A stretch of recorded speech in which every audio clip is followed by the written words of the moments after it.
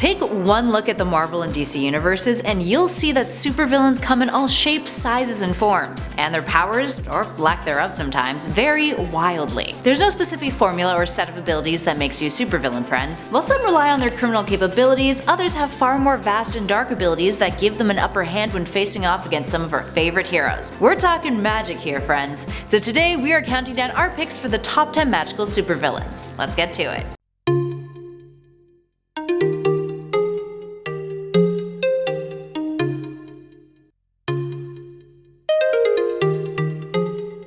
And at number 10, Baron Mordo. Baron Mordo has long been an antagonist of Doctor Strange's. First appearing in Strange Tales issue 111 back in 1963, Mordo was a student of the Ancient Ones back when Strange was studying there. He tried to kill the Ancient One, which led him being cast out, and Doctor Strange eventually becoming the Sorcerer Supreme instead of him. Now, what are some of the magical things he can do? Well, he can teleport, astral project. He's skilled at hypnotism, mesmerism, thought and illusion casting, force blast projection, magical energy manipulation, he can conjure demons, which is a favorite of his, and of course he's skilled at martial arts. He's also a pro when it comes to magical lore. Moving on to number 9, FELIX FAUST. First appearing in 1962 as an antagonist of the Justice Leagues, FELIX FAUST is a sorcerer who dates back beyond 5000 BC, referred to back then only as an evil sorcerer. He was banished to another dimension which wouldn't be opened until the 1920s by an aspiring magician who the sorcerer would kill and then take over his body. After reading about Faust from German legends, a man who sold his soul to the devil for supernatural powers, he decided to take on that name after he did the exact same thing in order to fully replenish his sorcery abilities. He's also pulled some shady shit in the past. At one point, he had kidnapped Isis, keeping her under a powerful sedation spell.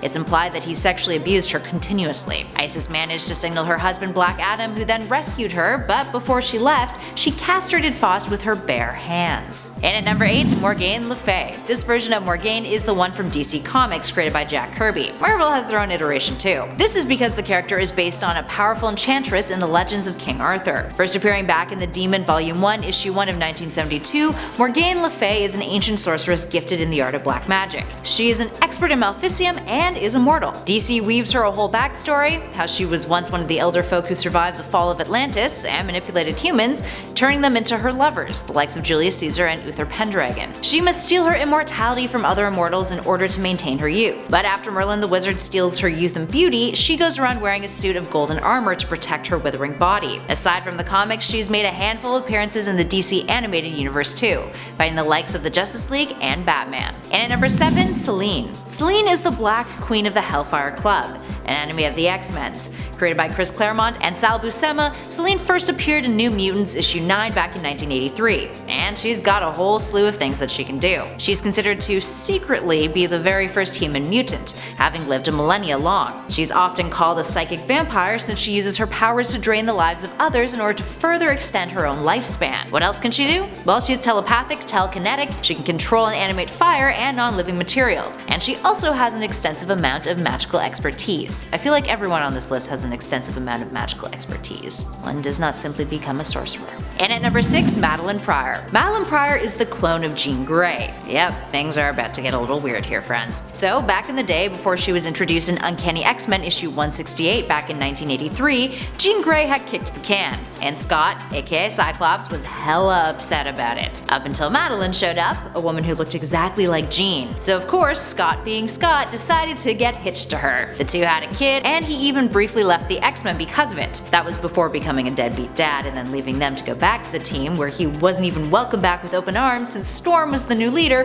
who naturally he got into a fight with over leadership. She beat him, FYI, and she was also powerless at the time. Oh, Cyclops. Anywho, enough of Scott Summers. Madelyne, while also sharing similar abilities to Jean, has some magic powers up her sleeve too. Demonic eldritch magic activated her long dormant mutant powers, and she could even teleport over long distances psychokinetically, going in and out of the astral plane. She's also depicted having other mysterious abilities that have been chopped up to the eldritch magic she used to previously wield. And at 5, Enchantress Enchantress, the DC one. First appearing in Strange Adventures issue 187 back in 1966, June Moon aka the Enchantress is one of DC's most powerful sorceress villains. She can manipulate magical energy, which allows her to do things like teleport, heal, walk through walls, and much more. June is her host and post New 52. While Enchantress claims that June cannot access her magic when she's in control, there have been various moments in the comics where June is capable of wielding magic, such as banishing demons. Kind of useful ability to have. Recently, she's become more of an anti-hero than a villain, having become a member of the Suicide Squad and even becoming romantically involved with Killer Croc. Who'da thunk? Reptiles need love too? In at number 4, Loki. Of course Loki would make our list. The Asgardian god of mischief first appeared in Journey into Mystery issue 85 back in 1962, created by Jack Kirby, Larry Lieber, and Stan Lee. While he initially started off as a villain, the adopted brother of Thor has gradually become more of an anti-hero over the years. So, what can Loki do? Well, he can shapeshift, cast illusions, use energy blasts, astral project, teleport interdimensionally, and of course, he's a master of manipulation and deceit. He's imbued himself with magic abilities that allow him to withstand injuries that normally would be fatal for an Asgardian, which includes being immune to powers such as rogues from the X-Men. That mixed with his wit and intellect, and Loki is a hell of a lot to handle, guys. But you already knew that. And at number 3, Dr. Doom. If Stephen Strange were ever to be killed, it's quite likely that the title of Sorcerer Supreme would go to Victor Von Doom. That is something that Strange himself has admitted, saying that the villain has enough magical might to do so. The son of a Romani witch, Victor would inherit his mother's gifts, which he later amplified after being taught by Tibetan monks and Morgan Le Fay, the Marvel version, who is also briefly his lover. With these powers, he can absorb and project energy, manipulate electricity, create shields, and even summon hordes of demons. That, combined with his genius-level intellect, his scientific knowledge, and the fact that he's a polymath, really makes Doom a threat to be wary of for any superhero. And at number 2, Black Adam. Black Adam dates back to the golden age of comics. He first appeared in FAUST Comics in 1945, back when Shazam was still called Captain Marvel and not owned by DC. Later, after DC acquired the rights to the Captain Marvel property and eventually renamed it to Shazam due to legal reasons, Black Adam joined the DC family as well. So, who is Black Adam? Back in FAUST days, Black Adam appeared only once as an ancient Egyptian named Teth Adam. He was chosen by the wizard Shazam to bestow powers onto. Turns out he was not as morally pure as the wizard initially thought, and he was banished once the wizard discovered that his powers can be revoked. This story would later be republished in the Bronze Age, in Shazam issue 8 in 1973. Similar to Shazam, Black Adam has been bestowed with powers from ancient gods, Egyptian ones though, giving him unlimited stamina and a godly metabolism, immortality, supernatural speed, super strength, vast knowledge, the ability to fly, and superhuman amounts of inner strength, willpower, discipline, and resolve, which also renders him resistant to mind-based attacks like mind control and telepathy. And last but not least, in our number 1 spot, Dormammu. Dormammu is arguably one of the most powerful magical supervillains out there. A constant foe for Doctor Strange, Dormammu has been kicking around in Marvel Comics since his debut in 1964 in Strange Tales issue 126, created by Stan Lee and Steve Ditko. But the character had actually been mentioned issues prior to that. According to writer Mike Conroy, I quote, "To Lee and Steve Ditko, the Lord of the Realm of Darkness and the associate invocations were just another piece of business, another way of adding depth to the otherworldly nature of Strange's adventures." However, the readers were intrigued. They wanted to know more, so that's what they gave him. Strange encountered the villain in the Dark Dimension, in which he managed to hold his own. But it wasn't until Dormammu inadvertently weakened a barrier containing a horde of mindless ones that the big bad needed Strange's help. Humiliated, a hatred for Strange festered inside of Dormammu. So why is this ruler of the Dark Dimension such a deadly threat? He is a threat to the life of the universe itself,